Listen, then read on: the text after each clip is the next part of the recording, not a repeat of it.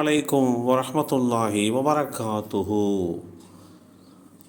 மறுமையில் விசாரிக்கப்படும் தண்ணீர். அல்லாஹுடைய தூதர் ஸல்லல்லாஹு அலைஹி வஸல்லம் அவர்கள் கூறினார்கள், நிச்சயமாக மறுமை நாளில் ஒரு அடியாரிடம் முதலில் கேட்கப்படும் நன்மைகளில் ஒன்று, நாங்கள் உன் உடலை ஆரோக்கியமாக வைத்திருக்கவில்லையா, குளிர்ந்த தண்ணீரை உமக்கு குடிக்க வழங்கவில்லையா, இப்படி கேட்கப்படும். இந்த செய்தி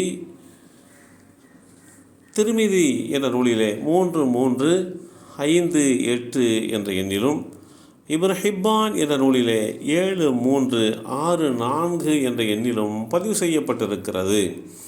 அல்லாஹ் நமக்கு வழங்கியுள்ள உடல் நலம் மற்றும் தண்ணீர் போன்ற அடிப்படை நன்மைகள் பற்றியும் மறுமை நாளில் விசாரிக்கப்படும், கேள்வி கேட்கப்படும் என்பதைத்தான் இந்த நபிமொழி நமக்கு தெளிவுபடுத்தி காட்டுகிறது. தண்ணீரை விரயம் செய்வதை தடுப்பதை ஒரு மனிதாபிமான கடமையாக நாம் நிறைவேற்ற வேண்டும். தாகத்தால் தவித்து கொண்டிருப்பவருக்கு தண்ணீர் கொடுப்பதை நாம் எப்படி கருதுவோமோ அதுபோல் வீடுகளில் பைப்புகளில் வடிகின்ற தண்ணீரை நிறுத்த நாம் முன்வர வேண்டும். சொட்டு சொட்டாகத்தானே வடிகிறது, இதில் என்ன வந்துவிடப் போகிறது என்று இல்லாமல் அதை சரியான கட்டமைப்புக்குள்ளே கொண்டு வர வேண்டும். அவ்வாறு சொட்டுகிற தண்ணீர் ஒரு நாளில் 6 லிட்டர் அளவை விரயமாக்குகிறது. ஒரு கப் அரிசியை வேக வைக்க 2 கப் தண்ணீர் தேவைப்படுகிறது.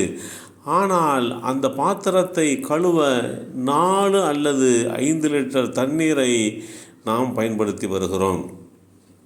வேதமறை குர்ஆனிலே அல்லாஹ் குறிப்பிடுகிறான், அல்லாஹுடைய தூதரே கூறுவீராக, நீங்கள் குடிக்கும் தண்ணீர் பூமிக்குள் வெகு ஆழத்தில் சென்றுவிட்டால் பிறகு தண்ணீரின் வேறொரு ஊற்றை உங்களுக்கு கொண்டு வருபவன் யார் என்று கவனித்தீர்களா?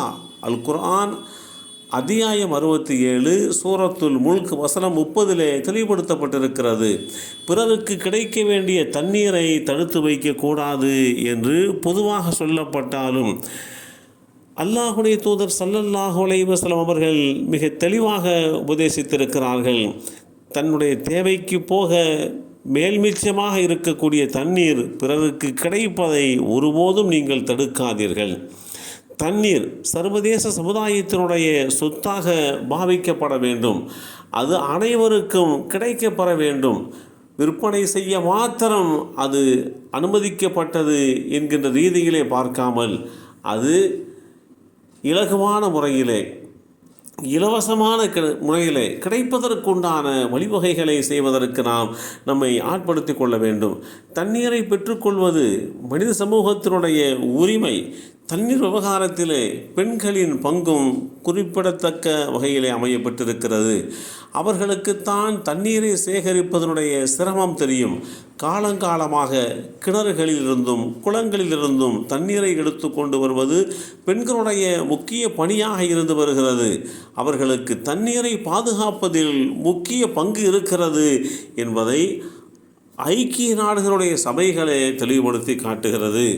எனவே ஒருபோதும் தண்ணீர் வீண்வரையமாக வந்துவிடக்கூடாது.